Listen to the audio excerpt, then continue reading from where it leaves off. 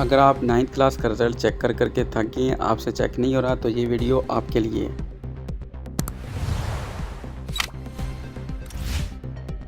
सबसे पहले आपने डिस्क्रिप्शन में दिए गए लिंक पे क्लिक करना है और उसके बाद आपके सामने जो डैशबोर्ड आएगा वहाँ पे आपने अपना रोल नंबर इंटर करने के बाद ये जमा माइनस के क्वेश्चन होगा, वो आपने फिल करने के बाद रिज़ल्ट पे क्लिक करना है, सर्च रिज़ल्ट पे। तो इस तरह आपके सामने रिज़ल्ट आपका आ जाना है और आपने चेक कर लेना है कि वो आप ही का नाम है और वो आप ही का रोल नंबर है।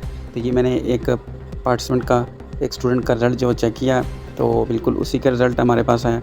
उसके बाद बात आ जाती है कि अब आपने इसे अगर प्रिंट करना, तो नीचे आएँगे तो प्रिंट रिज़ल्ट लिखा हुआ आ रहा है। इस पे जैसे मैं क्लिक करता हूँ तो ये प्रिंट का ऑप्शन आ जाएगा।